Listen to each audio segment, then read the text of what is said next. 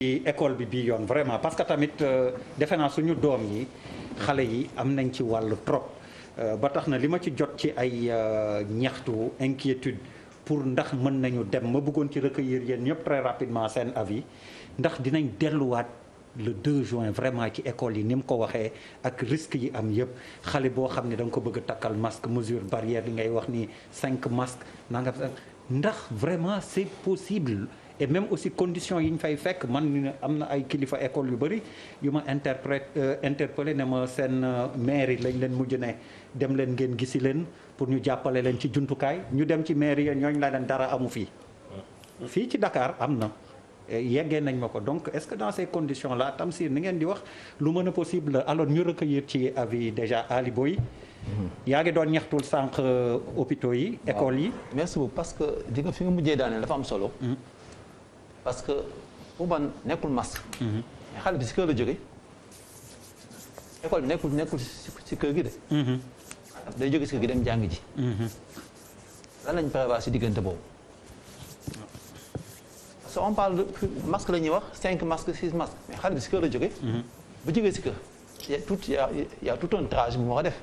bu dem si kii bi loolu lan lañ ci wax beneen chose bi mooy que est-ce que enseignants yëpp ñooy dem si école te dañ ne les classes d'examen ñoom ñooy tijji loolu bu nee mu war a mën a nekk enseignants yi est-ce que ñooy ñëppay dem wala fekkee ñëppay dem pour man l'organisation dañ ko war a defee comme classe yi utiliser ñu leen ñu tas élèves yi si classe yi mu am distanciation sociale de ce fait que ñu xool yan est-ce que enseignants yëpp ñoo mën a enseigner classe d'examen ça aussi beneen chose bi fu may terminer mooy que ne loolu moom dafa am importance mooy vu les difficultés que nous subirons va pas système de transport bi te xale dañuy jël car bus yooyu pour dem jàng ji naka lañ ko naka lañ koy organiser ay laaj yu samp la Tamsir du bëgguma tontu à la place mais le ministre Talla je pense qu'il a dit que képp kuy jàngale te am maladie chronique mooy ci njalbeen professeur li nga doon wax feebar yi nga xam ni mën na ci affaire bi mën na ci laawaale rax ci nekk saay-saay ba maara deytaal yi indi la jafe-jafe ñooñu enseignant yooyu nee na ministre bi nee na dañ leen di vraiment baal delluwaat classe yi ba jëmmi jamono Charles ndax dinañ delluwaat ci xel mu dal le 2 juin ci li ñu gis nii ci classe yi xel bu dal moom je ne sais pas ko xaw ma ban Sénégalais moo mën a ne xel bu dal mais dinañ dellu école dinañ dellu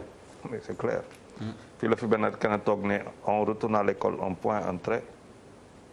c'était vendredi dernier professeur waaw man foog naa ne c'est vrai que il faut aussi que dañu war a wut consensus waaye tamit ñu jàpp ne apporter des éléments de critique ou de questionnement am na solo man bokk naa ci bi mbir mi commencé ñu naan c'est l'armée c'est le général c'est la guerre bokk naa di ci doon wax dëgg man de bëggoon naa ci république bi ma bokk ñu bàyyi ma quand même may xalaat di wax li may wax gis nañ yenn chef d'armée yi yenn président yi wax dëgg seeni mbir taxu koo leer noonu li ma bëgg a wax rek mooy ragal naa ne ni ñu waroon toggee mbir mi toggee wuñ ko noonu ñun ñëpp foog naa ne en tout cas ñu bëri déclaration chef de l'État bett nañu alors mu bett ñi nga xam ne ñoo acteurs yi loolu mooy questionnement bi bu fekkee ne on est à 2 semaines de l'ouverture problème bi mooy bu fekkee ne on est encore en train de se dire pare nañu pare wuñu acteurs yi di taxaw fële naan ñun kat xëy na jumtuwaay leeragul et wax nañ ko y a des questions il y a une question conjoncturelle qui vient se rajouter à une question structurelle suñu njàngale mi dafa yàgg doy waar suñu structure de santé yi noonu la question de la décentralisation waxi noppi loolu nag li muy firnde rek mooy il faut que ñu togg mbir mi bu baax defaru la question du déconfinement ak li ñu teg nii war na am bés waaye c'est le timing qui pose problème et surtout la préparation et li may régal man mooy ñu ne c'est le 2 juin man xaw ma ndax dina ubbi am du ubbi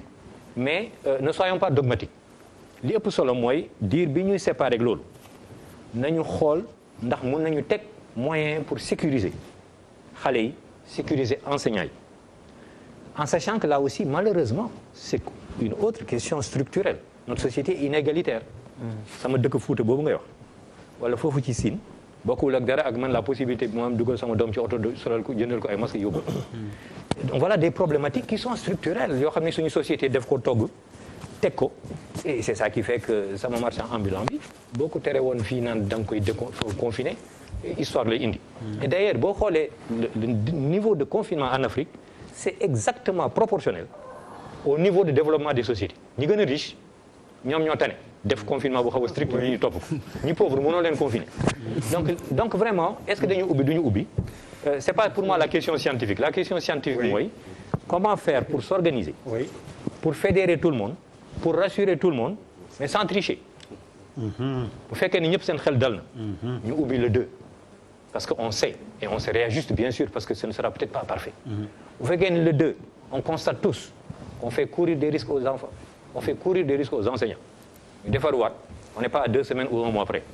parce que rien ne vaut une vie donc vraiment c'est plus comment s'organiser et quelle est la méthodologie et malheureusement sur ça l'information n'est pas aussi claire en tout cas pas à mon niveau. oui bu dee dañu non bu dee dañu seet enseignants yi am maladie chronique ne leen bu leen dem mais xale yi tamit am na ñu ci am maladie chronique ñi ci asthme beneen léegi xale bu judd dafa asthme sans compter yeneen yi buuba loolu defe naa Tamsir dinañ la ko laaj mais ci diggante non en fait man lu may wax moom mooy bu ñu nee école bi du classe d'examen yi rek école bi la ñu wax njàng mi c'est-à-dire que bi ma déggee président Macky Sall mu wax c'est-à-dire que mooy que nañ dem defi examen mais ñeneen ñi mais dara leeru si xam nga boo xoolee suñu xale yi nga ne leen jàngi leen ci télé yi ban télé ban programme c'est-à-dire que programme yi télé yi di def ay initiative yu ñu jëlal seen bopp la xam nga pour aider un peu élèves yi loolu benn affaire la nga ne leen nouvelle technologie mais sam waay ana internet ana courant ana kii connexion xanaa may rêver wax fa dëgg yàlla mais en 2 semaines wax fa dëgg yàlla yaakaar ngeen ni loolu yëpp dinañ ko mën a mettre en place en 2 semaines pour que mu nekk en place c'est-à-dire que qu'est-ce que deviennent les autres ñi nga xam ne yeneen classe la ñu nekk léegi suñu année bi nan lañ ko nar a évaluer loolu benn affaire beneen affaire mooy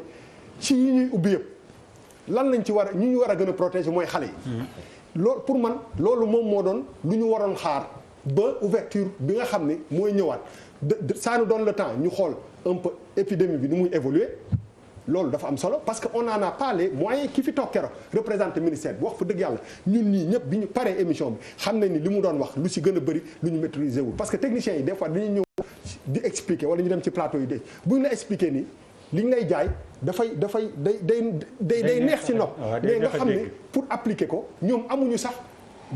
visibilité boobu ak autorité boobu tey jii nii fii ak 2 semaines mënuñu fi loolu ñu fi wax yëpp ñu def ko c'est impossible école tey bi nii man je pense que état bi dafay communiquer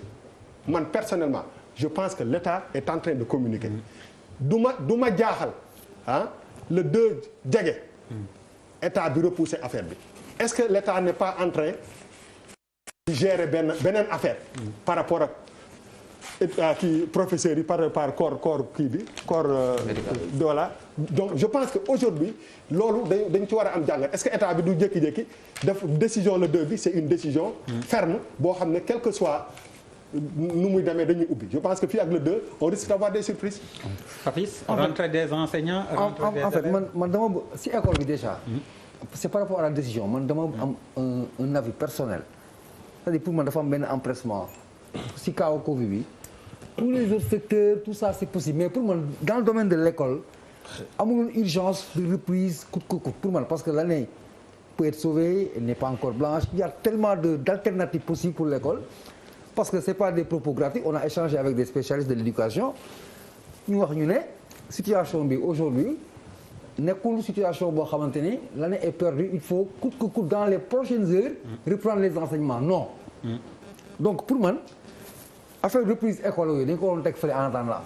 ñu régler les plus urgents xool nu ñu avancer beneen affaire bi mooy rapport de confiance lay am tu sais la même question revient parce que on a annoncé la date depuis longtemps on n'en est pas encore arrivé on est aux préparatifs aux spéculations la faisabilité ou pas mais c'est les mêmes réponses qui reviennent c'est que il faut que le parent parce que l'enfant n'a aucune obligation. Il n'a que des droits. Des devoirs. Non, droits. L'enfant n'a pas de devoirs. Des droits, oui. L'enfant n'a que des droits. Il n'a pas de devoirs. Les responsabilités incombent aux parents. Mais pour que les parents prennent ces responsabilités, il faut que les conditions soient clarifiées. C'est une boppe. C'est un aspect bien sensible. Autant dans les trucs de confession, de femme, passion, foi, mais ça, est-ce que xam nga doom moo gën a compliqué si nit doom beneen niveau la c'est un autre délire quoi pour mais ma attaquer leen moo gën a yomb nga attaquer doom parce que tu es prêt à donner ta vie pour ton enfant systématiquement sans aucune hésitation donc on touche autant c'est des petits autant c'est des bombes ambulantes donc le troisième paramètre que je voudrais invoquer aujourd'hui mooy rapport de confiance boobu laa bëgg présenter des formules parce que y a rapport de confiance boobu may wax par exemple bu ma ñëwee malal yow tu as un garçon qui doit aller à l'école dès demain je te propose en termes de communication mais tout le scénario c'est-à-dire tout le circuit que ton enfant va quitter chez toi dans telles conditions pour faire tel trajet arriver dans l'établissement et apprendre dans telles conditions de façon résumée ñu jaay la ko si ça te convient si ça peut rassurer les gens et ça va rassurer ou ça c'est Cheikh Mbow avec qui j'ai échangé COSYDEP Cheikh Mbow qui fait la proposition mais elle est fantastique c'est-à-dire que on règle au moins le rapport de confiance c'est-à-dire professeur tu es confiant jàngalekat nga boo toogee xool on te montre dans un film ñu scénariser ko en image ne l'enfant il se lève à telle heure voilà comment il se si c'est de la ça peut c'est de la communication c'est 3 minutes 4 minutes ça peut se faire Bouba